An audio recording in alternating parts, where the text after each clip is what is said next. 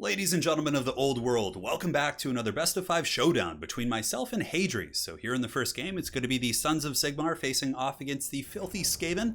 A glorious, classic, lore-friendly match, which is always quite a bit of fun. I'm going to be using Volkmar the Grim, and Hadres coming in with the special here. It's his own unique blend of Skaven, which is going to be using the Warlord on the Brood Horror. Now, this guy can certainly do some work. He's very fast, with the Verminous Valor giving him plus 24% speed. He can go well over 100 speed, and definitely is a track star. On top of that, he's got the Shield of Distraction, and is a pretty good character to hunt down Volkmar the Grim, and can certainly beat him in head-to-head combat. Now, as far as my build goes, it is going to be triple Pistolier. Pistoliers have always been pretty good against Skaven, but especially against new Skaven. They're fast, they can shoot at the Wolf Rats, they can shoot at the Brood Horrors, they can shoot at Ogres, Hellpits, you name it. They can do some serious work, and seeing that Hadres does indeed have the Poison Wind Mortar, I will be splitting my Pistolier, so you can see I kind of scattered into 3 directions to try and avoid that. My front line is going to be Sigmar Sons and Flagellants, backed up by Volkmar the Grim. We do also have an Amber Wizard of Manticore Summoning and Flock of Doom, but Manticore Summons have always been quite good against Skaven. I think even with the nerfs to Manticore Summon, it's definitely still worth bringing. Not so much if you're getting an Eagle Summon out of it, but the Empire still does get the Manticore, which is nice.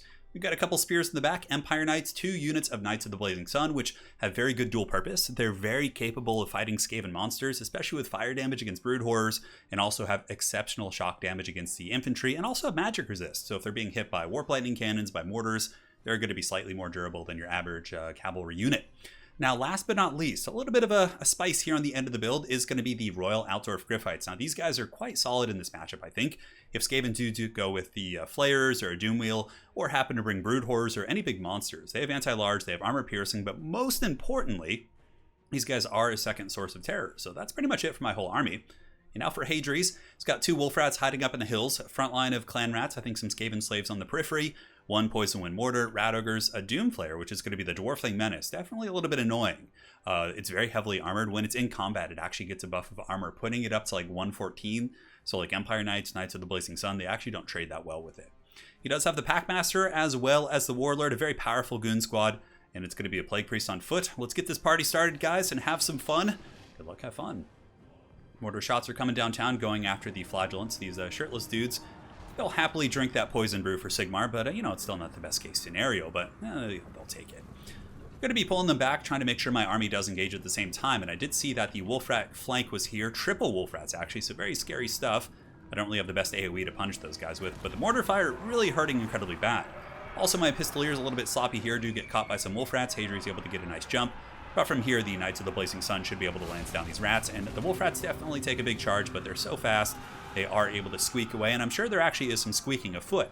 Volkmar going to be dropping a banishment on top of the Clan Rat shields here. Pretty nice stuff, actually. Yeah, looks like it's able to take down about 30-40% HP, and then Volkmar himself will be driving in, while Knights of the Blazing Sun do hammer the flanks very heavily, running over some of those Skaven Slave Spears, and then couching their lances once again to charge into the Clan Vulcan Tail Slashers, shoulder to shoulder with the Fanatics here on the ground. So back up in the overall look of the battlefield, the mortar is still just raining hell in my army, hitting my Empire Knights, my infantry, really brutal stuff. So I realized I need to send a Manticore back there, so the Manticore Summon is here. Just going to be sitting on the Poison Wind Mortars the whole time, and trying to survive here as well. Packmaster plus Warlord on top of Volkmar is a bad situation for me. I do have the Shield of Faith, which helps, so I should be able to kind of Tokyo drift out of here, but I didn't want to overextend my Demogryph Knights until the mortar was kind of shut down here.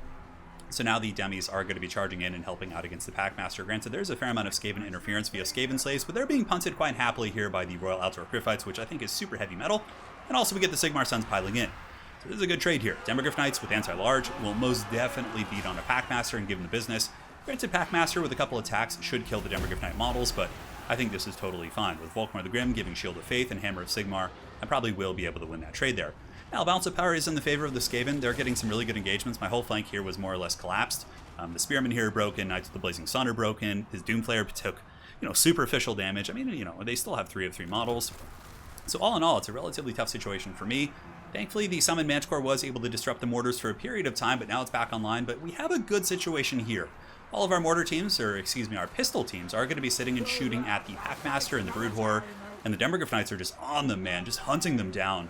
But I have to pull back because he does have the Pit Fighters of Helm's Deep here, or Hell's Deep. So I have to retreat, and the mortar team's able to get some great splash damage. So Hadres just really capitalizing on those mortars coming back, and I don't really have too many ways to get around his mobility. But finally, some Knights of the Blazing Sun disengage from this fight, come around the side here, and we have a bit of a sandwich. So the Knights of the Blazing Sun are sent in against the Warlord, who does have the heavy armor, I believe, or he did for a moment. And the Royal Aldorf Griffiths do engage against the Packmaster. So I have a good opportunity here. Despite being behind on the balance of power, the Sons of Sigmar will fight to the bitter end. And here the Royal Aldorf Griffiths are able to get some really nice slapping here on this Brood Horror, which is very fast. And the problem is even if I break it, I don't really, I mean, I could potentially get the Pistoliers over there, but, you know, he's got so much separation with 107 speed right now against my 90 speed. He's probably going to rally no matter what I do. So I decided to stay put and just chase with the demis, keep the Pistoliers here, and hope that I can get that thing off the battlefield. Now, Balance of Power is creeping back a little bit. Volkmar the Grim is rolling over to take out the Poison Wind Mortars, which is definitely a good use of his time. Those mortars do have some armor values, but they've also probably done just massive damage. If we look at the damage they've done already, yeah, 1600 value. They paid for themselves almost twice over, but the bombardment there, able to potentially finish the job. So the Packmaster does come back. As anticipated, the Demogryph Knights were not able to keep up, but they do bounce back, and now we're able to jump on the Warlord here, and these Royal Aldorf Griffiths have just been aces this whole game, man. If we look at the value accrued, 1600, so they've almost paid for themselves fighting these very, very Skaven, you know, fast Skaven monsters here. Feral Manticore is going to be jumping down as well from Davy Crockett. He's able to summon the Manticore. We get some Pistolier shooting, and this is the opportunity for me to get back in the game. Isolating these Skaven Warlords with the Demogryph Knights, with the Manticore summon, and also bringing Davy Crockett himself over should be enough to potentially sweep off the Skaven Warlords. And without the Brood Horrors, you know, there's not a whole lot in the battlefield that's going to be great against Volkmar. The Pit Fighters of Hell's Deep, definitely not bad against Volkmar, but they are taking some damage from the Flagellants here, and hopefully the Mustached One himself will be able to hold the day. So Manticore Summon is coming over here, doing my best to chase off this Skaven Warlord. He's very fast, but the Manticore isn't, you know, he's no slouch in terms of speed, rocking 85 speed here. I can keep close enough to keep that Brood Horror off the battlefield, and it looks like the Packmaster is going to be coming in for the kill here on the Feral Manticore, which might be a little bit of a mistake, considering how low it is. And yeah, the Manticore should be able to finish off the Packmaster here, so talk about the most value Manticore of all time. Those two fast Skaven units, had they been able to come back and heal, 100% a different game, right? They would be running around, probably just kiting me and sending in Skaven slaves until they were able to heal to a relatively dangerous critical mass. Granted, it wouldn't have been over. I still do have Knights of the Blazing Sun and some Demogryph Knights and Volkmar himself, of course, doing fire damage, but it would have been a hell of a tough situation. So, just shows the importance of always chasing units down if you got them routing, especially those Brood Horrors, man. It's no easy feat, but, you know, you gotta do what you gotta do, man. So here the Pit Fighters are fighting against Volkmar. They've gotten him down pretty low, but Davy Crockett comes in with the rear charge, and they're still Rat Ogres, so they are going to be the most durable of folk. They have relatively low melee defense and low armor. So Volkmar and company able to break them with the help of the Amber Wizard, and up on the high ground, the Royal Aldorf Griffiths have engaged against the Dwarf Thing Menace, and the Dwarf Thing Menace here are getting some good bump and grinds here on these Demogryph Knights, and we will see, man. We will see. Demogryph Knights are broken, probably going to get chased off the battlefield. You can see the Skaven. The escort service here, going to be chasing down my knights and my other valuable units. So here it's basically Volkmar plus the Amber Wizard versus the world, but I feel like that's enough. Volkmar could probably solo everything here by himself, but having an Amber Wizard as well on horseback with good mass that isn't going to get run over by a Doom player is incredibly useful. So I felt pretty confident going in here with a couple of Pistoliers as well, but you know, the Pistoliers are more or less doomed considering he has Wolf Rats nearby and I'm out of ammo. I just try and do a little damage while I can. So Volkmar comes in, the Doom players are getting attacked by those two characters, and Volkmar the Grim now going to be hunting down these Skaven Slave Spears. And Wolf Rats have really bad leadership. They almost instantly terror route against anything that is monstrous and causes terror, which, you know, they're really strong. They should have a weakness like that, but it was a really good game.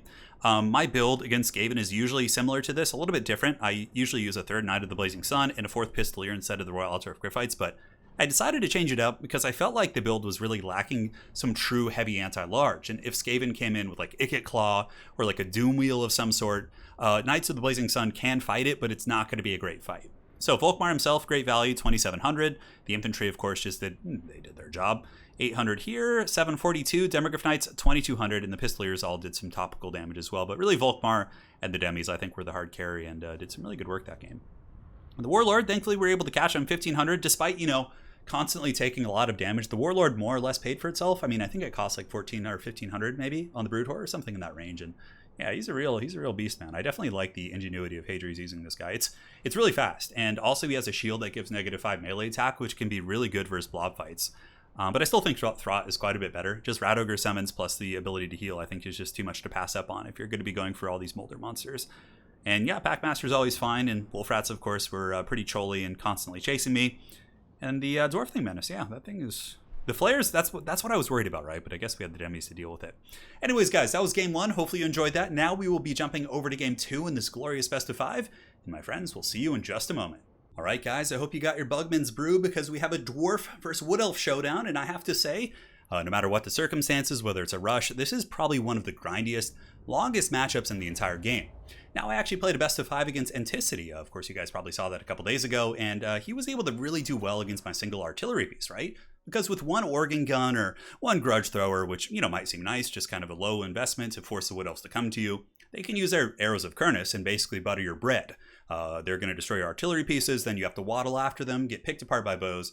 It is certainly not fun at all. Now, to remedy this, I went with triple grudge throwers. So grudge throwers, I was like, all right, you know what? They're cheap, pretty good range, and let's just kind of throw some rocks and throw some grudges here at the Wood Elf archers and infantry.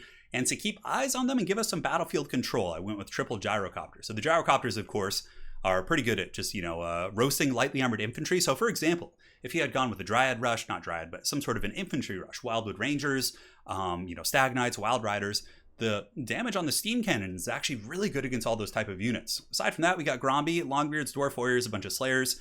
You guys get the picture. You've seen it all before. Now, as soon as I loaded in this game, one glaring weakness, and I was like, I saw Hadres' army, and I was like, oh god, this is going to punish me so bad. The gyrocopters, yes, they're okay up in the air. They can fight other air units, but I have nothing on the ground to support my air units. So for example, Hadres can basically fly over my army with his Glade Lord and his other monsters, and I can't really do anything about it. I just have to take it like a champ and hope the gyrocopters can fight back. So in retrospect, having like one Thunder in this build or one ground piece to shoot up in the sky, I think would have been super valuable, but that's it, guys. That's the troll toll to be paid. Hadres got a Glade Lord on a dragon with Pravenoth Rhema and breath attacks. A great eagle, so plenty of stuff to deal with gyrocopters. Eternal Guard into the sunset, and he does also have 3 Deepwood Scouts with a Waystalker, so he does have double Arrow of Kurnus. One Arrow of Kurnus on the Waystalker, and one, of course, here on the Glade Lord. And then on the far side of the battlefield, Hadres is going to be coming in balls deep here with the triple Way Watcher. Very scary stuff indeed. Way Watchers did get a pretty massive nerf to their accuracy. I still think they're very good, but their accuracy variable pre-DLC I think was like 15 and now it's 10. I don't really know about, the percentage of nerf. And well, I mean, of course you can calculate that, but how much of an impact that really makes in a functional sense. But for the most part, gyrocopters do experience a volley right in the face, and thankfully I don't lose any gyrocopters. So just trying to kind of feel out my opponent's build here. So there will be a fair amount of fast forwarding this game as there's a lot of posturing and kind of playing cat and mouse here. You can see for the most part, the Great Eagle is just kind of chasing down a gyrocopter here, and I have to fan out in 3 directions. So this one's going to be getting chased by the Great Eagle for 45 minutes. This one's getting hunted by the Dragon. But Hadres clearly wants to get the Pravenoth Rhema breath attack. Now, this has been a pretty powerful combo against, any number of factions. You basically drop a Pravenoth Rhema on an infantry unit, and then you wind up a breath attack, and there's no way of escaping it. You pretty much just have to get, dunked on here. You can see my Longbeards, which are a relatively expensive unit, taking half HP damage and really paying the troll toll there. So some of the gyrocopters trying to help, but the Waystalker picks one off. And here on the flank now, we have the Way Watcher shooting, but my grudge throwers are returning fire. So the grudge throwers are throwing some nice shots here into the Way Watchers and picking off a model here and there, which is always good. Way Watchers are a real pain in the ass, and every model you can kind of take down is a pretty significant jump in terms of value. So I'm feeling pretty comfortable here, just kind of sitting, waiting back, letting him use ammunition into, shielded infantry. That's the dream. I don't want him shooting Slayers. I don't want him shooting my gyrocopters or, any of those type of units. If he's going to be shooting something and I don't have a choice, I want it to be Longbeards. I want it to be, things like that are durable, have a shield, and can take it like a champ. Another Arrow of Kurnus going down. Thankfully, though, it does not kill a grudge thrower because I believe it was shot from the back. So it takes out a couple of the crew pieces instead of actually killing a grudge thrower model. And we're just kind of trading here. I'm taking a lot of, damage. And for anyone who is new to seeing this matchup, it really comes down to, can the Wood Elves efficiently use their ammo? Because they often run out, and then it just comes down to, did we kill enough with our ammo? If not, check this box. That's pretty much how it goes. So one of the grudge throwers here is killed. The other gyrocopter in the meantime, flying about, just trying to avoid the eagles and avoid the dragon. But, it's okay. At least the dragons and big monsters are kind of busy chasing down the gyrocopters. Here we do have a miner with blasting charges, waddling after the Way Watchers, which I felt was fine. If he slips up with his micro for 1 second, for example, and I get a blasting charge volley on the Way Watchers, I'm super excited. And if I lose miners with blasting charges, it's only 400 gold, and it's really not the end of the world. This Longbeard, however, these guys are the true troopers of the Karazhank War. These guys are advancing out and really taking a holy hammering from the friggin' Deepwood Scouts and, a multitude of other missiles coming in from this Wood Elf army. Gyrocopters still flying in circles, being hunted down by the Glade Lord. But they're still alive, that's the thing we got going for us here. The miners with blasting charges were attacked here, actually, by the Eternal Guard, but they were finally able to get some value by using a fat charge here on top of the Eternal Guard and taking down about 60% HP. So despite blasting charges taking a little bit of a licking, I believe, in terms of nerfs, I think they got nerfed in the most recent patch. I still felt quite happy about that situation. So the regrowth is going down to the Way Watchers, but they've lost a lot of models. The triple Grudge throwers seem to be kind of paying for themselves, because after that game I played against Anticity, not having the ranged tools and having to waddle after the Wood Elves, God, it was such an unholy nightmare. So I think going for a bunch of cheap artillery like this seems to be pretty good. You could even go with double working gun. I think that could also be quite functional, and also maybe even better against the flyers like the Glade Lord and the Great Eagle, but in this case, I was relatively happy with this. I think a little bit of support on the ground, like a single gun piece here, just shooting up the Glade Lord, or maybe double Thunder could be nice, but, who knows. Another Arrow of Kurnus coming in from the Waystalker. It does not kill a Grudge Thrower model. It looks like the Jowie down here held relatively firm, but yeah, they're still firing, man. These dwarves are going hard, and we're getting to use most of our ammunition here on the Grudge Throwers, and one of them, for some godforsaken reason, is shooting at the Glade Lord. In the meantime, Pravenoth Rayma going down here from the Glade Lord. He is able to get the Gyrocopter, and the Gyrocopter is going to be probably getting chased off the battlefield, so nice pick there by Hadres. And the Slayers, I ran over to try and help out. I was like, all right, let's see if we can break these Eternal Guard and create a pursuit. So we'll chase. Slayers are going to take a beating, but, let's advance my whole army at the same time. So we'll do a little bit of fast forwarding here. My army is advancing. The Slayers were able to actually catch one of the Deepwood Scouts, which is great. They have a slowing effect, so it pretty much guarantees that I will be killing one of the Deepwood Scouts. I also saw that I had a bit of an opportunity here because all the Way Watchers are kind of catty-cornered on this edge of the map, which means if I chase here with like one Slayer and then move the rest of my army up this angle right here, I could potentially cut them off. And, in this matchup, it's all about those angles and, heading off the elves and getting them into a corner here. Because, man, oh man, this is a scrappy game. So here I send some Slayers around to chase them in that direction, and my Longbeards and other troops are taking an angle of pursuit. I'm trying to do everything I can to try and slow them down, throwing Gyrocopters to their doom, and it's kind of working. You can see the Gyrocopter remains there, are kind of obstructing the Way Watchers while the Great Eagle beats it down, unfortunately. But, some sacrifices must be made. In the back, the Dragon did actually attack my Grudge Throwers, but I was able to use some Slayers I had left back there to defend those bad boys. And now the hunt is on. Grombrindle's in relatively good shape too, which is nice. And now that he's unbreakable, I don't have to worry as much about Way Watcher sniping and, him getting broken and chased off. I know that this bad boy is going to be fighting to the bitter end. So Way Watchers do have 40 speed. Slayers have 40 speed as well. So the Slayers got their axes out, and they're certainly doing some, at least some good pursuit. But Hadres is running some pretty good interference. He keeps attacking me with these other units, like the Spellsinger and the Eagle, and it pulls my AI away, right? So I keep getting kind of tugged away by these other attacks, which is very unfortunate. It's a little bit of a slip up here. I send the Slayers in to attack the Eternal Guard, but I think once I realize, I just go with it. Pravenoth Rayma going down on Grombrindle, and here comes a couple volleys. One volley did go in, but it kind of missed. And now there should be another volley here, but, it's not that bad. The Way Watchers are really damaged. 21 models here.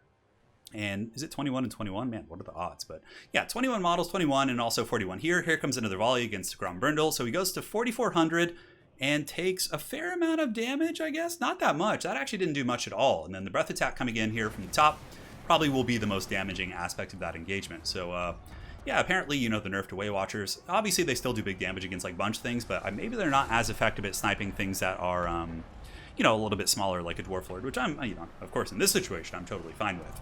So Grombrindle moving in to do some battle with the Eternal Guard. Some of the Slayers are hot in pursuit. They are intercepted by a Great Eagle. But Slayers are pretty much designed to destroy things like a Great Eagle, and this bad boy is going to be getting chopped up.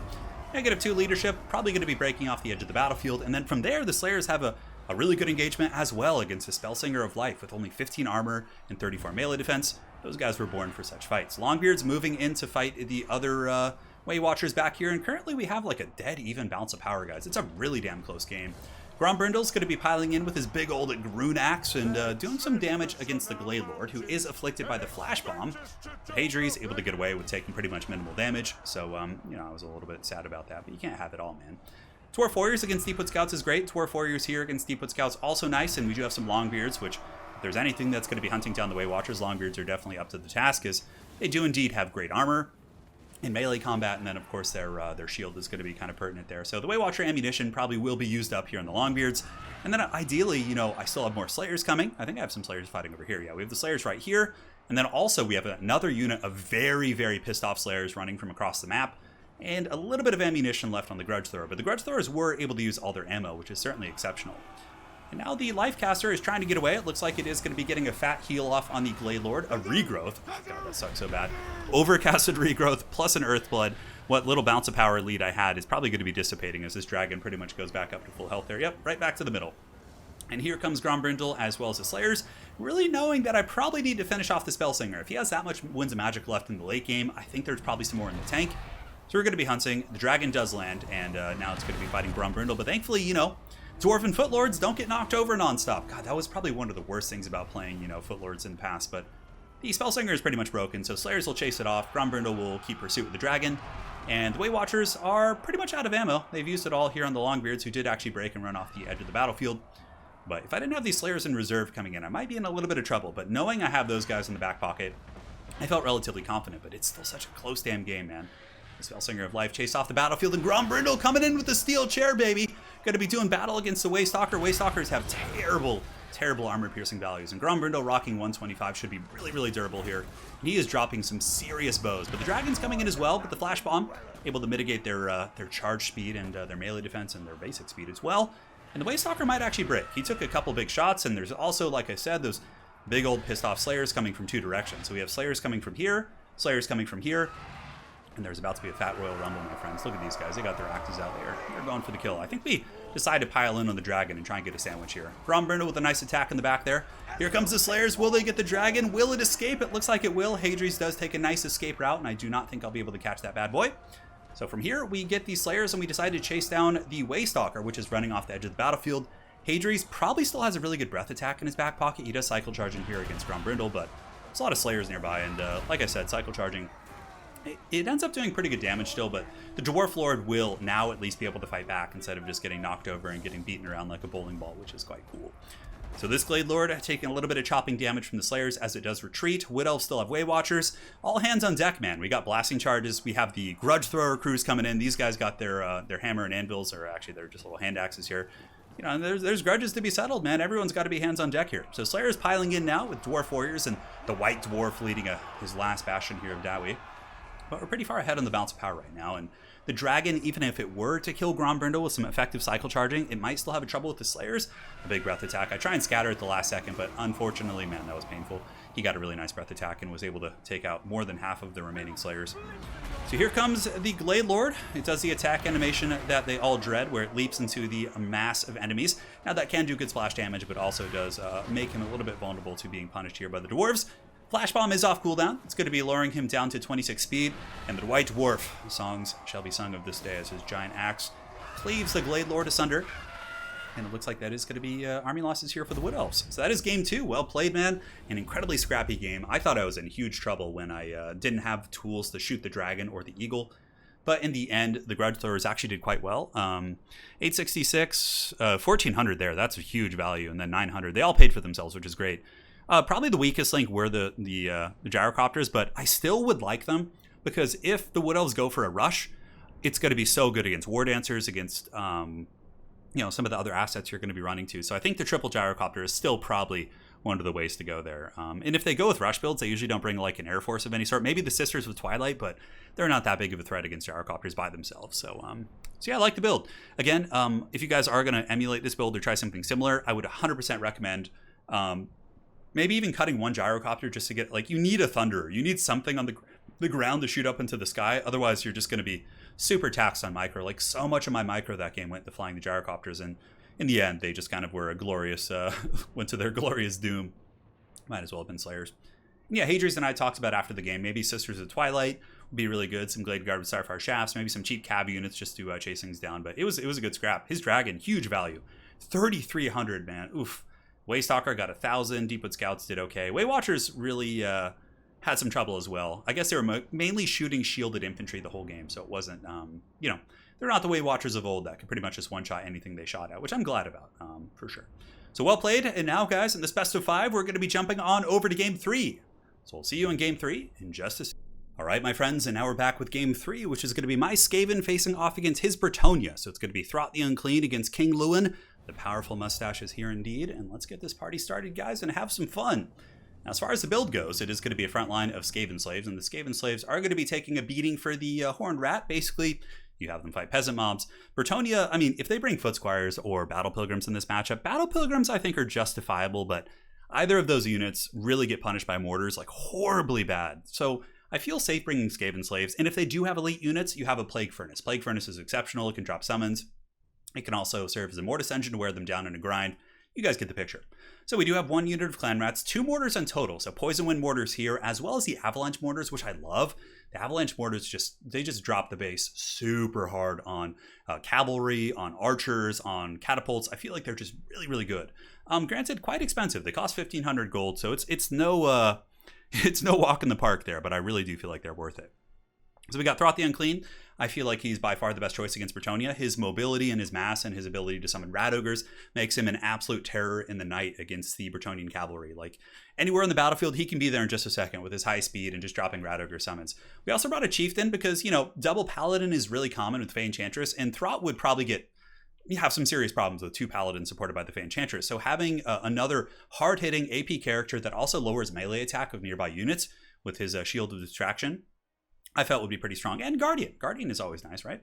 And that's pretty much it. A couple Wolf Rats in the back. And for Hadres, he does have King Lewin Leon Kerr, a couple of the Peasant Mobs, and triple Trebuchet. So he's got 2 Blessed Trebuchets, 1 regular one, Knights Errant mixed with Knights of the Realm on this side. Very, very scary stuff indeed. Now, Trebuchets could potentially, in theory, be a good counter against mortars. I don't know if 3 is going to be enough to pound them down, but you guys can see right out of the gates, I was like, oh god, my poor Poison Wind mortars are getting shreked.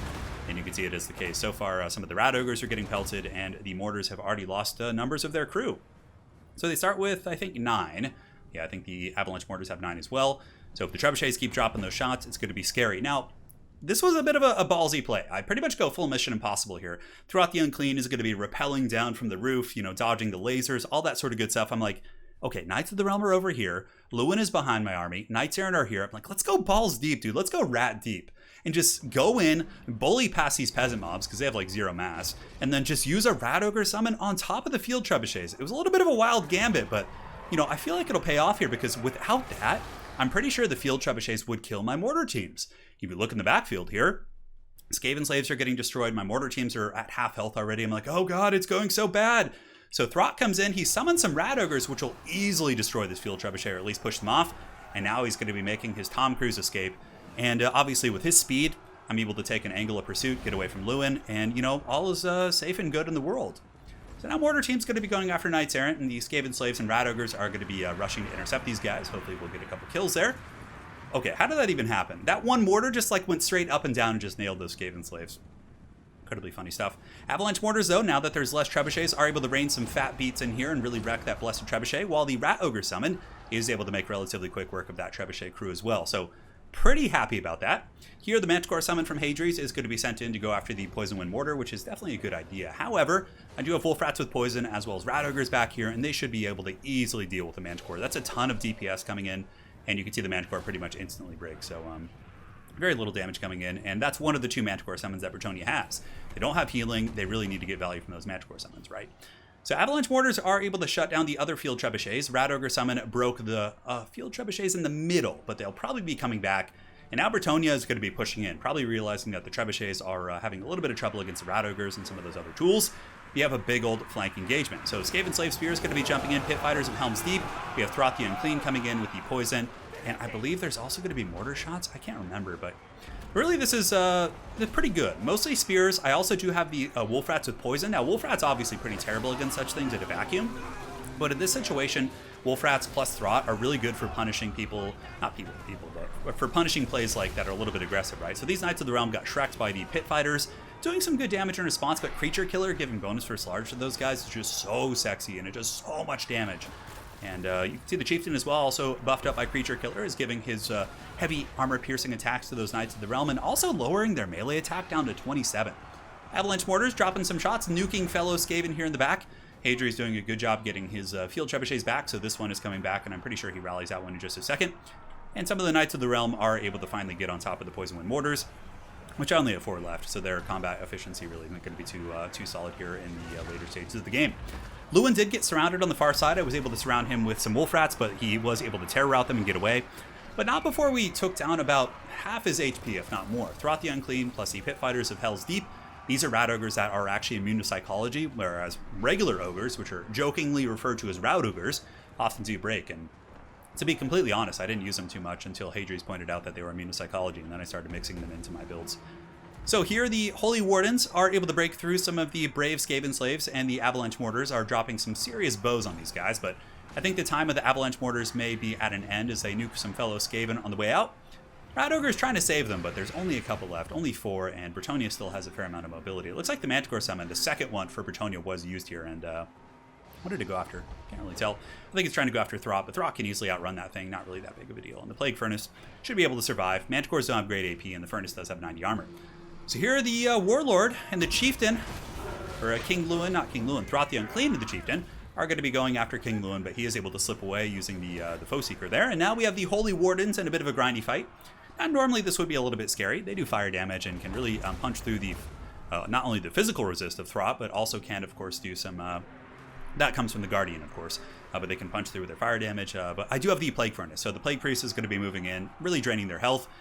Bretonnia still has all its trebuchets back online, though, which is kind of scary. We got 3 right here, we have 2 right here, and it looks like this trebuchet crew has all 3 of their trebs, which means if Bretonnia can kind of buffer me out, if they can kind of get some chaff and force me to keep fighting here, the trebuchets should be able to do some good work against my remaining infantry. However, a lot of the strength of my army is ogres. We have the Chieftain, we have Throt the Unclean. I still have 2 heals in my back pocket, so I haven't even used Remoldered yet.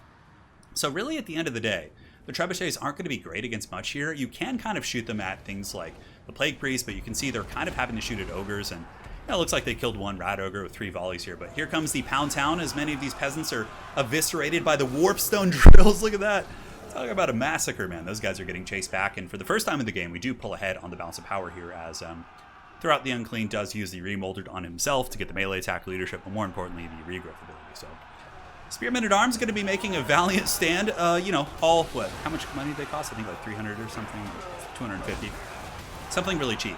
But the Bonebreaker on the, or the Chieftain on the Bonebreaker here, plus Throt, causing terror, and completely unsupported by Bretonnian Knights. Those guys are not going to be lasting terribly long. So from here, Hadres is basically regrouping his forces on this side, chasing down all my chaff. So my Skaven Slaves, my Clan Rats, my Wolf Rats, all those guys are getting hunted down by Hadres, his indomitable Bretonnian forces. And he still does have some Knights Errant, Knights of the Realm there that I certainly have to respect. So we'll do a little bit of fast forwarding, as there's a ton of Benny Hilling here. My remaining Wolf Rats are going to be chasing down the Blessed Trebuchets. And now my Goon Squad here, the Chieftain, Rat Ogres, and Throt the Unclean, going to be coming in and trying to get some value, man. Just going after that Damsel of Beasts. But like I said, a lot of Benny Hill. Pretty much every game we've had in this series has been a really long, just tenacious fight here. But we are able to get the Damsel. She's already summoned both Manticores, so it's not a huge loss for Hadres. But still, it's a heroic character. It has several hundred weapon strength. Killing it now is going to be very, very nice compared to having to fight it in the 4th quarter.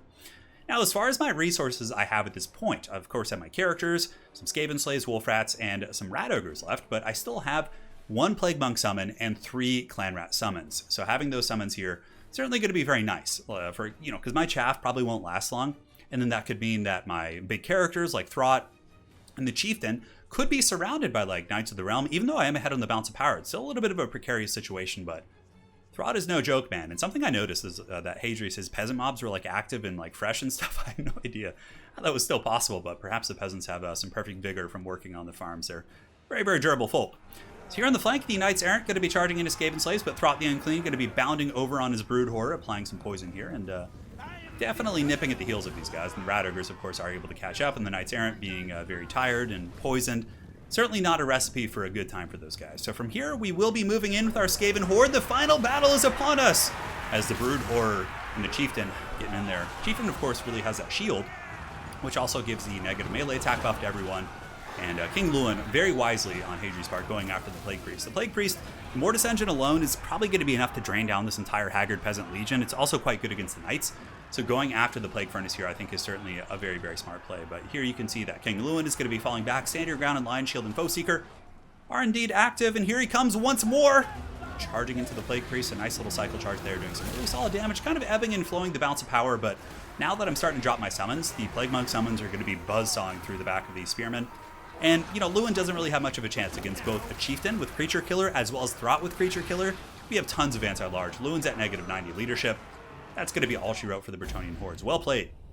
Certainly a very fearsome fight. And, you know, I thought when the Trebuchets first started to really pound into my my mortars that I was in huge trouble. It was kind of reminiscent of a game I had against Felcon a couple weeks back, where he brought like a ton of Illyrian Reaver archers and bolt throwers and sniped my mortars and then forced my Skaven army to overextend itself. But thankfully, the Rat Ogre summon from Mission Impossible Throt, I think, was actually a huge variable for having early game success. And then from there, the mortars were able to get in range and pay for themselves at the very least. 1,500 and only 400 on the other one. Hadres did a really good job of shutting that down. But Throt did great, Chieftain did great, Plague Furnace was solid. And the Rat Ogres actually did really good. 1,500 value there and 1,400. I was very happy with that. Lewin, of course, always a scrapper. But, you could go for 4 trebuchets. You could go for like a Battle Pilgrim Rush. There's tons of ways you can approach this matchup from the Bretonnian perspective. Like Fae, Double Paladin, 4 or 5 Battle Pilgrims with Men-at-Arms swarming and Knights Errant coming from every angle. There's a bunch of different ways you can play this. But in the end, the Mission Impossible Throt was able to get in there and do it. So well played to Hadres. Hopefully you guys enjoyed this best of 5. I know it's a new format here on the channel, but I'm going to be continuing to get some tournament-style best of 5s with some of these lads out here and get you guys some good series. So thanks again for watching. Hopefully you enjoyed. And my friends, we will most certainly be back with more content soon. Take care, guys. All right, guys, and now we're back with the second best of 5 between myself and Hadres. In game 1, it's going to be my Empire versus his Skaven once again. So it's pretty funny, actually. In the last best of 5 we played, the one you guys saw just before this one, this was the same matchup we played. So going into this series actually took place after the last one. So there was a little bit of mind games going on. Part of me was like, okay, do I do the same exact build I did last time? Go in, just commit to it. And, it worked last time. Let's try it again. So no, I didn't do that. I ended up switching. So I brought a bit of a sniping build. I was like, all right, so Hadres probably will do something different as well. Maybe he'll just do an all-out rush on me this time. So let's do a big sniping build. So we brought Marcus. We brought an Amethyst Wizard, who of course has Blasting Scroll and Spirit Leech. And if there's like Brood Horrors or other characters, charging you, you can really snipe them very well. Aside from that, it's going to be Spears, Flagell, and Sigmar Sons. Relatively similar to my last build, except we've cut a lot of the aggressive resources like Volkmar, and obviously some of my Cav units to get a Hellblaster Volley Gun and really just sit and defend here on the Glacial Lake. But Hadres pulls 103 million bajillion degrees turn on his build and goes with triple Jezzail or quad Jezzail or something. So this is so different and also very scary because the quad or triple Jezzails are going to be super good against a Hellblaster on a map this small. He's going to be able to reach me very quickly, where I was on a big open field map with like cannons, maybe not, but we'll see how it works out. So yeah, front line is mainly just chaff. He's got Ikit Claw and a Doom Wheel, I think a Plague Priest, a couple Wolf Rats, and then triple Jezzail and double Brood Horror with the Poison Wind Mortars. So let's see if the mind games pay off here, if my little switcheroo works out based on the builds here. This is definitely not looking great for my Hellblaster Volley Gun. However, it is able to kill, I think, a Jezzail on impact there, but pretty much all 3 of the Jezzails from Hadres are going to be opening up here on the Hellblaster Volley Gun, and it should do some serious work. So now they're going in, and yeah, you can see the Hellblaster crew's having a pretty bad time. So I go around the flank with one Knight of the Blazing Sun. Marcus Wolfheart does rip a shot downtown, so he is able to get a kill on the Poison Wind Mortars. We'll also be overcasting Spirit Leech from the Amethyst Wizard here in a second. And the Mortar is doing great damage against Flagell, and so while my poor Hellblaster Volley Gun just gets eviscerated by the snipers. And it was a bit of a gamble, against a Skaven build without Jezzails, one that's rushing you with like Rat Ogres and monsters. So this thing would probably be able to accrue a ton of value, but based on what Hadres switched his build to, I was kind of going off information from last time. It's not going to be so good. Jezzail's there, we're able to just massacre my Hellblaster Volley Gun. Also right here, my Amethyst Wizard, I tried to kind of hide him in this ravine and juke up and down, but he did get a Howling Warp Gale from Ikit Claw, which I wasn't expecting. And now my Amethyst Wizard is going to be getting domed super, super hard. In the meantime, Flagellant's battling the Brood Horror here. Not the best fight for those guys. And the Knights of the Blazing Sun charging in and do get a charge against these Skaven Slaves and some of those Brood Horrors right there. But ultimately, there was a lot going bad in this game. I was a little bit like, oh god, what do I do? I was trying to micro good engagements here and there, but we were really falling behind incredibly quickly here. So definitely need to come up with some schemes to get back in the game. So Marcus Wolfheart now is going to be ripping some shots into the Brood Horror. I'm like, let's start killing his monsters if we can. So Marcus starts shooting. We also do get the Empire Captain. And the Royal Aldorf Griffiths, I was kind of keeping them back because of the Jezzails. I do have a bunch of loose troops everywhere, but really they're not going to do a whole lot. And I'm just kind of keeping them in reserves and trying to be conservative. Knight to the Blazing Sun here getting absolutely massacred by the Brood Horrors. Without Volkmar's support really bunker busting those front lines, they definitely get tied down quite a bit worse. So here I do get a net using the Hunter Snare from Marcus, and we are going to be turning some shots here into the Brood Horror, trying to snipe him, and we get a good charge with the Empire Knights, which is definitely quite a nice boon here. But really, Hadres is so secure, having killed all my ranged. He has the Wolf Rats, he's got these Warplock Jezzails here, and I can't really do anything about them, to be honest. Just my build was not equipped to do it. I didn't have the penetration to get through. Having a bit of a hybrid build, I really needed to get value from my Hellblaster Volley Gun. So at this point, it's basically going to be a disaster. I might be able to snipe the Brood Horror here, but really, the Royal Aldorf Griffiths and all my Cab units are just not going to be able to pay off. We do kill the one Brood Horde, which definitely felt good, getting a little bit of a consolation prize, but aside from that, the battle is going very, very south. And here my Empire Cav are going to be piling in, trying to get some decent trades. We do shatter that Brood Horde with a little bit of a snipe, but the Jezzails are able to just focus on Marcus Wolfheart. And from there, you know, my expensive units, my Hellblaster that came back, Demogryph Knights will get an okay fight at the end, but those guys are all going to be meeting their doom. So it becomes really interesting when you start to play against people who, you know, Hadres is kind of like him and I are kind of training partners. When there's tournaments coming up, we bounce builds off each other, we try things. It becomes really interesting when you play one of your good pals who knows your builds, I know his builds, and like the mind games then become a thing, right? Because you have to switch up from your regular build, or do you commit and go even further, right? And stay with that build and, you know, hope for the best. But in this case, man, he really, really mind gamed me good. He had a great build and he executed it perfectly. Didn't have any micro mistakes. He actually had the better micro engagements, but the Hellblaster getting 200 gold is pretty unacceptable. Also, the Demis are quite good against Skaven rushes without Jezzails, but with triple Jezzail, they're just god-awful, just such a big target. Marcus did okay, but for the most part, just I didn't have the answers for these units. My old build with Volkmar and the cavalry would have worked better. I would have been able to maybe push through the front line. No guarantees that I'd win it by any stretch of the imagination, but I think it would have been more functional. Or going for the third approach, which is a mass archer build, so archers and huntsmen and going super wide. So there you have it, guys. Well played to him, man. Really, really well thought out change. I love the changes he made to his build. It definitely was much stronger, I felt. But again, it was also dependent on the map, right? Because Jezzail's on big maps, you know, maybe facing Empire cannons. Look at the value. Holy shit. 1,400, 1,500, and 2,000. All right, guys. Hopefully you enjoyed that one. Game 2 is on the way. All right, guys. And now we're back with Game 2, which is going to be my Vampire Coast against Greenskins. And in this matchup, I believe he picked Greenskins, and I was able to... I tried to counterpick with Vampire Coast. I felt pretty good in this matchup. It's been one I've had relative success with.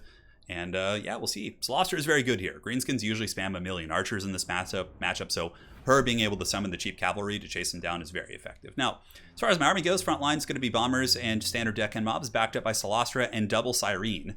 Greenskins have had a history of struggling with magic and ethereal units, so I figured having a cheap terror-causing unit on the battlefield couldn't hurt. Double deck gunner in the back to snipe Greenskin characters, a couple halberds. Quad deck dropper bomber. So I used to really like to use these guys on the flank of the Greenskin army just to bomb, you know, Savage Orcs and also go after Savage Orc Arrow Boys. So we'll see how they do. Some Scurvy Dogs and some more Scurvy Dogs up on the high ground here. That's pretty much it. For Hadres, very much a classic build, with the exception of Grimgor. Now, Grimgor here is certainly going to be good against Salastra. I was expecting Grom the Paunch, and I was like, he won't be able to do anything against Salastra, but Grimgor, I mean, certainly can, especially with some of the mass changes. He doesn't get knocked over by Salastra and can really sit and bang. So I saw Grimgor, and, you know, usually I laugh when I see him, but in this case I was like, oh, this could be a little interesting. But his whole army basically is archers, cheap infantry with some Savage Orcs mixed in, and that is it. Now here we do have the Goblin Big Boss charging in to harass my formation, so the deck gunners are going to be lining up their sights here, trying to get some good firepower. I do not have any handguns in this build. It's, yeah, just going to be double deck gunner, if I remember correctly. So pulling back here, you can see the Goblin Big Boss going to be in a little bit of an open field situation here in a moment, which could be a problem for him. Granted, the deck gunners have been switched on to some of the archers. The Goblin Big Boss didn't feel like a huge threat. Brain Buster going down, really nice play there from Hadres. I don't really have any counterplay to that. I can't move fast enough to avoid it, so I just kind of have to take it like a champ. But what I can do is respond in kind by, you know, starting to flank here with some of the deck dropper bombers and starting to put some hurt on some of his archer units here in the back. Slaughter will be jumping up in a moment, so she'll be advancing on these lines, and the bombers did okay, actually. They tanked it and are now able to respond a little bit against these Spider Riders. And now we're going to be going after those characters. So the Goblin Big Boss and his caster just trying to nuke him down with the deck gunners here. But Grimgor is coming, man, and he's an inexorable presence. He's certainly going to be a tough cookie to crack. Luther Harkin usually just annihilates him, but I didn't bring Luther. Got to get in there the old-fashioned way. Granted, Salastra does have anti-infantry and pretty good AP value, so it should be a bit of a fight for sure. Deck Gunners able to really nuke that Goblin Big Boss, which feels good. Bombers also did reach his front line, are now going against Orc Boys. And we got two Scurvy Doggos in the back, one here and one here. Salastra is going to be beelining for his archer line, and she's really hard to kill, even with like that amount of archer fire. You guys will see. She's not going to take too much damage here. So she's going to move in, drop a summon here in just a moment. 2 units of Scurvy Dogs are attacking, so we have 1 Scurvy Doggo here. The bombers are still firing. One of them actually pulled back for some reason. A little bit of a lapse of micro on my part there. But the Syrenes are fighting the good fight. We're able to snipe his caster as well. So far the battle's going quite well. We've killed the Goblin Big Boss more or less, or pushed him back. We sniped his caster, which gets rid of his magic damage, right, for the Syrenes, which is quite useful. And unfortunately, Salastra does get locked down by your next from Grimgor, but we do drop a crab summon, pull away. And we do also have an Invocation caster on the Vampire Fleet Captain, so we should be able to get some healing. Now, there is a big pocket of Greenskin strength coming through here. You can see a lot of drama is going to be getting into my battle line with these Forest Goblins and these Orc Boys, all sorts of crazy stuff. And the Scurvy Dogs are finally onto the archers, which is great. Knights Errant shutting down Rusty Arrows here. Crabs are occupying some of these forces. Bombers are getting in there, but The Bombers not doing as well as I'd remember them doing in the past, but still putting a little bit of hurt on those archers doesn't hurt. Now here we do get attacked by the Goblin Big Boss once again.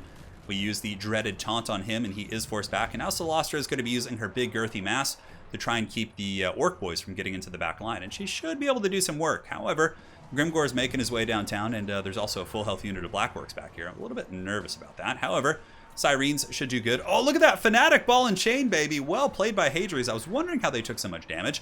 But Grimgor's marching in an open field, man. Going to be trying to blast with these deck gunners. Got to fan him out because the Black Orc pursuit is going to be quite nasty. Though the backfield's going well, and we are ahead on the bounce of power. We've been able to shut down his archer line here. They're getting chased. All the other archers are being bombarded and hunted by the Damned Knights Errant. So I was quite happy about how the backfield situation was going. But again, Vampire Coast often does take an early lead in these battles, but then it can go south because your gun line starts to get compromised. So you can't get too ahead of yourself here. Certainly got to take it one step at a time. Grimgor fighting Solastra, the mighty Duel of Duels, and you can see Grimgor isn't getting knocked over, and he's doing some big damage. Solastra's HP pool is down to 3,600. We do drop a Crab Summon, which I thought was quite necessary because it gives us extra mass against Grimgor, and also will keep these Orc boys from advancing onto my deck gunners, which I really need to be alive. And in the backfield, Spider Riders, even a very tattered unit of Spider Riders, can kill deck gunners. Deck gunners are like the definition of a glass cannon unit, right? These guys will go down at a stiff breeze, but can certainly do a ton of damage if they're left unimpeded. So his backfield is definitely in some shambles. All the archer units are running for the hills. The deck dropper bats were able to do their job. So now I'm going to be pulling those guys back to try and help out. And the Vampire Fleet Captain, unfortunately, does get a little bit too involved in this combat. Now Grimgor is able to chase her down and like almost three-shot her. I was like, oh my god, Grimgor's coming! Yeah, he's on the hunt, man. He's doing it to it. Solastra here, though, still anchoring quite well. Black Orcs are getting very, very beat up. I am ahead on the bounce power, at least was. But once Grimgor was able to use your next and really beat down my caster, which is one of the biggest problems for Coast. You don't want to be losing those invocations. And she still had like 3 summons left, right? That is a huge, huge thing to be losing here. Also, Hadres doing a great job getting some Spider Riders back and around here. Is probably going to be shutting down the deck gunners, but not before they do some good damage to Grimgor. Able to rip a couple shots there, and I'm hoping Solastra is going to be able to finish off the Grim one. And from there, maybe get some mass terror routes with the support of bombers and things like that. However, Hadres with a very nice inclusion here of the Black Orcs, giving him an ITP unit. ITP, I don't know. Whenever I say ITP, which stands for Immune to Psychology, it makes me think of like the Haggard and Insane Clown Posse. And my caster does dissipate now. Now you can see we went from like being ahead in the bounce of power to suddenly being in a very tight situation. Especially with the nice flanking from the Spider Riders, which you do break and free up the deck gunners. But Grimgor breaks himself. You know, he's broken. It's a very, very scrappy game. But the problem for me is that all of his missile units, which I chased down and, did an excellent job, I would say, in the beginning of keeping away from the main battle, have now come back. And that sustained firepower probably would be enough to kill anything I have left here. Even if Grimgor is to die here, which he's very low at -7, he still has so many archers and a fair amount of infantry that can muck me down. And Solastra is very low at this point. She's at like 1,000 HP. Deck Gunners trying to rip some shots where they can. We do get a mass route there, which was good. I do have the Gun Bats. The Gun Bats will be a nice tool for breaking off some units. And yeah, we need to find a way to deal with these Savage Orc Air Boys. Now, using the Deck Dropper Bombers as Fell Bats is an option, but they are the Savage Orc variant, which means they're really good in combat and probably could beat the Deck Droppers pretty easily, considering Deck Droppers don't have the best stats. But Solastra is getting danger low here, man. She's able to use the Song of Enthrallment here to tank the stats of these nearby Orc Boys, and the remnants of my Halberds are able to do some decent work, and the Deck Dropper Bombers doing their thing, continuing to hunt here.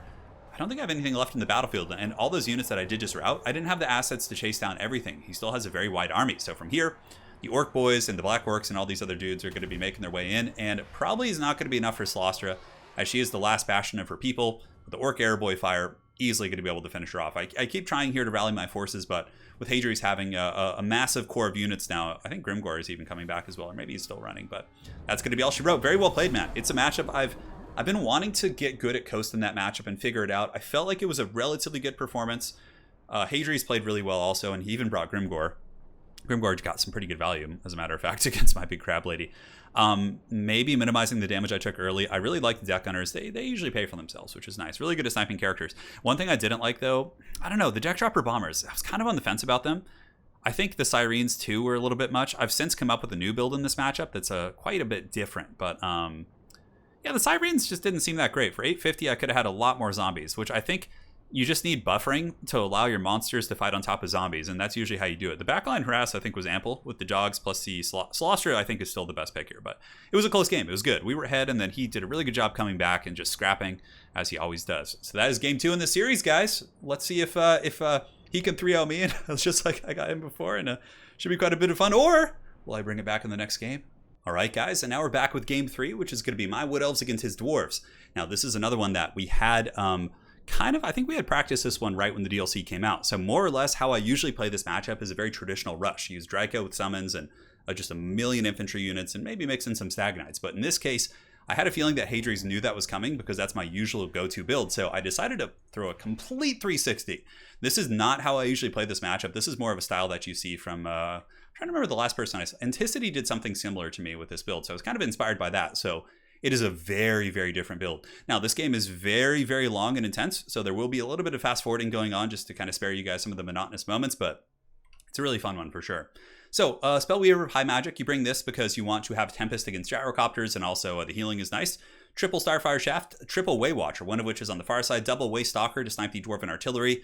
We have Glade Riders hiding all around the map. Now, that's pretty much it for my build. Now, for Hadres, he's got Miners, Rangers here with some Slayers kind of defending them, and double Organ Guns. So it's relatively meta for sure. And yeah, let's see how this unfolds. So in the beginning here, we do get the Arrows of Kurnus. One of them hits home and does kill that Organ Gun. I made the mistake of using them both at the same time, which means I probably could have killed 2 Organ Guns here, but I fired them like back to back, which essentially meant that the Organ Guns were being targeted by the same shot, essentially. So here we do have some Waywatchers on the flank. They're going to be opening up on the Organ Gun, trying to snipe this bad boy, while one of the Glade Riders of Spears does ride around. Slayers are going to be hot in pursuit here, though, hunting down my Waywatchers. I didn't expect him to react so quickly to that, so I will be having to pull back. Glade Guard with the Starfire Shafts, getting some nice shots here against the Dwarves. Unfortunately, many of their shafts are being blocked by the Miners here. You'd think a race of people who were born and bred fighting and shooting arrows in the forest would be able to shoot around a tree, but alas, it is not the case. Now, Grombrindle, the White Dwarf, is moving out and trying to put some pressure here on my forces. In the back here, we do have one of the Glade Riders with Spears trying to pressure into the Archer line. I think we were actually going more so for the Organ Gun. And here you can see I do use some Glade Riders to buy some time for my Waywatchers, which are trying to run here. But those Slayers are hot in pursuit, man. Certainly not a fun situation for the Waywatchers, which are the exact same speed as the Slayers. So I suppose it's not the worst thing in the world. Now, there is going to be, I think, another Arrow of Kurnus, or actually, no, a Soul Quench coming down from the High Magic Caster, which is quite good. You can snipe artillery pieces. You can see here we are able to kill one of the Organ Guns. And we are, keeping most of our armies in the trees. It is a bit of a dual kind of pronged thing, though, double-edged sword, because some of my shots are hitting, but also his artillery is getting a little bit caught up. And here we do buy some time for the Waywatchers by sacrificing the Glade Riders to an extent, but it does open up a lot of damage, which we are able to snipe a fair amount of these Slayers using the Waywatchers. Here we have Dwarf Warriors chasing down the Waystalkers, and in the back I do have Wildwood Rangers and Eternal Guard kind of hiding. So I forgot to mention I do have some infantry. Ideally, you snipe the Dwarven infantry, you force them to advance, you pick them apart, and you prosper. Spellweaver of High Magic is going to be flying around now, and in the back here, the Glade Riders were able to circumvent his defenses, and they will be able to shut down that Organ Gun for now. But Hadres does have the Rune of Negation active, which is going to be giving them a little bit of ward save. But from here, we just pull back, just trying to shut them down and do as much damage as we can. Waste some of this Dawi ammunition and enjoy our lives. Now, one unit of Slayers is very damaged. We have done okay on the Balance of Power so far by having gotten some efficient trades against the artillery and the Slayers here, but Slayers definitely will massacre these Waywatchers if I'm not careful. So a little bit of a lapse of micro there. He does get a charge, and I will be losing a couple Waywatchers on impact. So from here, I charge in my cav, I pull them back, and honestly, these Slayers should be going down. You can see a charge even from skirmish cav. He's able to instantly kill like a couple Slayers.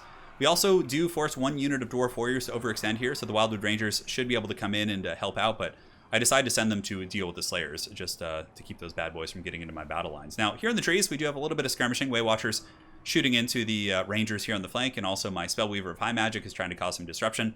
Dwarves moving into the forest, though, with the Dwarf Warriors and Miners, and should be able to put some pressure on me at the very least, or force me to engage. Knowing that, though, we get the Glade Riders and also the Eagle. Great Eagles aren't, huge AP beasts, but it's still a monstrous character with a little bit of cav support. We should be able to hurt these Dwarf Warriors and allow us some time to reposition our Waywatchers. So far, so good. A very, very scrappy battle on both sides. This is very normal in this matchup if one player, or if the Wood Elves don't rush. Usually becomes this like long-term game of cat and mouse. As far as this matchup goes, I picked Wood Elves and banned Vampire counts, I think, because I had already banned Dwarves in round 1, which means I couldn't ban them again in this best of 5. So that's really something you have to consider, because normally I would ban Dwarves probably over Vampire counts any day of the week, because even though Wood Elves can do it now, much better, it's still not a matchup I feel super comfortable in. So right here, you can see the Glade Riders with Spears able to push in and do some work here against these Dwarf Warriors. Yeah, definitely not bad at all with the Great Eagle helping. We are able to pick apart some of the advancing troops who have overextended a little bit as well. So now we can do a little bit of fast forwarding. My cav unit's just kind of sticking and moving. You can see here they're going to be jumping into the Organ Guns, and here I'm able to fall back in the tree line. My archers advancing up and shooting into the Slayers. but very much just kind of poking, trying to pick off his Slayers. I figured the Slayers were the biggest existential threat. Without them, you know, I felt like I could force some good engagements. Thankfully, we are able to take out another organ gun here. I think a lot of the dwarves actually friendly fired their own organ gun crew by the Glade Rider. So one organ gun down is quite nice for sure. I think, though, Hadres has already gotten some pretty good value with it. Let's see. Yeah, 900 value, not bad considering the arrows of Kernus and all the other pressures. So here comes another arrow of Kernus right there. Unfortunately, it does miss and does not kill the organ gun piece, so that is going to be back online here. And now you can see we've formed a bit of a defensive concave here with our main battle lines, and we're going to be blasting into those Slayers. The second arrow of Kernus does come in, and unfortunately does not kill the organ gun. So 0 for 2 right there. Definitely hurts really bad. Gives the dwarves a lot of tools to advance on me and cause some pressure. In the forest here, Way Watchers do emerge from their shanty and get some huge damage on the flank of these Rangers here. That definitely felt quite nice. A lot of HP damage. Dwarf Warriors and Miners advancing, a lot of blasting charges. I really need to make sure that my Wildwood Rangers and my Eternal Guard are relatively safe here, and you can see the Spellweaver of High Magic is going to be pulling back up in the sky and preparing to, cast some more bombardments here on the organ guns, or maybe try and use the Soul Quenches down the formation. Slayers are advancing to push me out here, but we do have the Archers kind of poking here, and also the Double Waystalker going to be trying to pick them off, I think, or maybe going after the organ gun. I can't quite remember. In the back, the last of my Glade Riders, I tried to get in there, but Hadres has been doing a good job, despite how many of them there were. He's been doing an excellent job of kind of keeping those guys in bay. So here we do have some Slayers chasing. Hopefully, for my sake, they will overextend. And then from there, we can use the Wildwood Rangers to fight them in combat, or maybe even use the Way Watchers who are out of ammo as a buffer to allow me to kind of wear down those very expensive elite units here. Ammunition's pretty good. Way Watchers are in good shape, and all my Archers are more or less about 50%. So far, a very, very close match. Honestly, I don't think there's any inclination of which way it'll be going. But here you can see the Wildwood Rangers are able to kite, or the Slayers are kited to the Wildwood Rangers, at which point the Rangers should be able to make pretty quick work of that very, very low health unit of Slayers. Hadres methodically just kind of advancing now. The organ gun will be getting shut down here probably in a moment. And here a Soul Quench is going down right down the pipe and does pretty good damage, actually. Yeah, it takes out like 10 dwarves there and does some good splash. The Eternal Guard in the forest able to finish off those Dwarf Warriors. Battle's looking pretty cozy here. The Dwarves certainly running out of resources with both organ guns and 2 units of Slayers having been destroyed. However, the Dwarves are certainly never out of it, and ammunition can always become a factor. And it really will be turned up to 11 when he advances, because then I'm going to have to use a lot more ammunition than I'm comfortable using, right? So a little bit of fast forwarding here. I use another Soul Quench. I do kill an organ gun piece, and I get my Bird Lady to chase them off. And the artillery is still shooting, I believe, with 1 organ gun. But yeah, ammunition's going okay. It's going to get to that point where he will be advancing. And there, the Soul Quench coming in from the Spellsinger of High Magic, able to snipe that organ gun right there. So now he's going to have to advance. The organ gun, and no more shooting here. He can't really take up that defensive position because otherwise I'll just get a ton of free shots. And here you can see the Double Waystalkers. We're actually getting some really good damage against Grombrindle. We've gotten him down to a relatively manageable amount of health. So all good in the hood. So now the battle is on. The Dwarves are advancing. So we're going to be kiting back and just ripping shots in wherever we can. But the Dwarven advance is quite scary, actually. They still had a lot more Slayers than I anticipated. So I'm going to have to be really careful with this here. So trying to force the Dwarves out in a couple directions. You'll notice I'm like fanning out this way and fanning out this way, hoping that they'll overchase in one direction and give me a freebie of sorts, but the great Hadres will not give me anything for free. And here we're just focusing down the Slayers with every chance we get. Those guys are obviously the thing I'm really worried about because of how efficiently they'll cut through my troops. We do try and get another Soul Quench right there as well. And now we do get some Dwarves who have extended over into the Shadow Realm, but a really nice, I think he used a Rune of Wrath and Rune, I can't remember, and I was able to respond with Loic's Blessing to give them stock and Unspottable. I do stand in the Waystalkers here and also these Way Watchers to come around the flank. Now, this was probably one of the bigger mistakes in the game. I thought I could like loop around and get a good engagement, but this one Dwarf Warrior is like corralling like a sheepdog all of my Archers back here. And I was like, let's send in the Waystalkers, bait out the blasting charges, and then pull in the Wildwood Rangers. But I didn't notice that he still had the blasting charges, and I was like, oh god. So then I kind of panicked and pulled back. But then suddenly, my 2 characters, which are going to be relatively important here in the final stages of this battle, are stuck in combat with the White Dwarf nearby. So that's a big loss. Granted, Soul Quench going to be coming down from my High Magic Lord there, doing some really good damage, tearing apart those Slayers. So it did, come at a bit of a price there, and my Wildwood Rangers still kind of looking for the proper engagements. Even Hadres' organ gun crew is hunting down my Archers here in the backfield, and the Waystalkers and company are retreating as well. So far it's been a pretty glorious scrap indeed. Wildwood Rangers making their way back, just trying to run. The blasting charges, I was very aware of them now, and I was like, oh god, how am I going to survive those? And he is able to hunt down my last Waystalker, which really hurts losing these characters. They were one of the reasons why the balance of power wasn't terrible for me, and now suddenly I'm in a very, very dicey situation. And the balance of power is still good, though. Wildwood Rangers, though, ouch, man, that blasting charge hurt so bad. And I was actually on Discord with Hadres while we were playing this, and he's like, I've been waiting for that all game to blasting charge those infantry, which have been doing very well for me, mind you. So a couple of the archers kiting back, ripping some shots into the remnants of these slayers. I do have some cycle charging options. His Spellweaver of High Magic can certainly do some work here. The Organ Gun crew is getting low. But despite being out of ammunition, Rangers are not slouches in combat. They do have 26 melee defense and 28 weapon strength, so they can certainly put up a fight against my archers. And I don't know if the Wildwood Rangers are going to be enough, considering Hadres does have a full health unit of Slayers here. I'm okay on ammo, but like I said, I'm kind of running out of space, and my magic is running low. Many of the tools that are essential at, potentially winning this matchup are getting a little scary. So I do use Loic's Blessing, which gives stock and Unspottable here to the Way Watchers, and does give me some separation, which is nice. I leave one unit of Way Watchers to fight while I rear charge here with the Wildwood Rangers. So we should be able to really beat down many of these Dwarf Warriors, hopefully before their reinforcements get here. Now, one of the Waystalkers has come back from route, which is good. And our archers here are just going to be trying to create more separation while my infantry here buy as much time as they possibly can. These Way Watchers just going to be on full-on kiting mode right here. And the Spellweaver of High Magic, Arcane Conduit, and Opal Amulet is indeed active, giving a little bit of ward save and trying to get enough for more Soul Quenches. But the Wildwood Rangers, they're not the fastest unit in the game. 38 speed. Slayers are faster. So now that the Slayers are here, I kind of have to commit. So all of my archers are going to be blasting into the Slayers, trying to get the last possible volleys I can. And I believe my Spellweaver of High Magic might have another Soul Quench, but yeah, it doesn't look like it. And from there, my Wildwood Rangers get cut apart by the Slayers, and my Bird Lady gets shut down by the Flash Bomb. And Grombrindle is here. I think he has Dragonback Slayers here. No, it looks like just regular ones. And that's going to be all she wrote. Really well played game. Super close.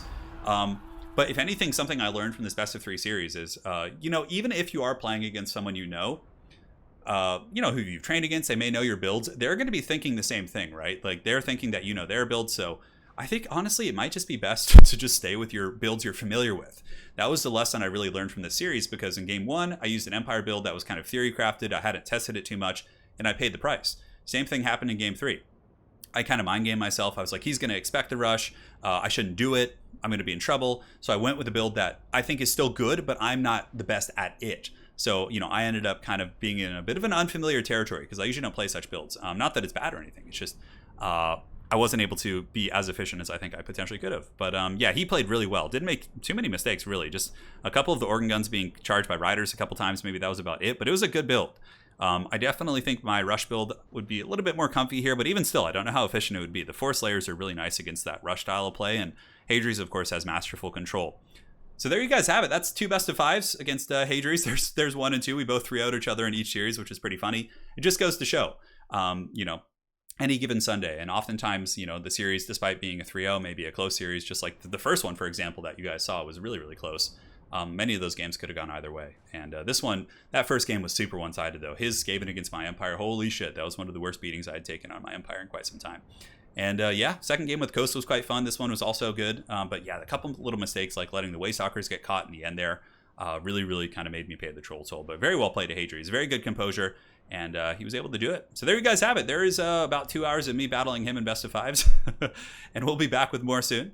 And yeah, guys, thanks again for joining. You guys take care.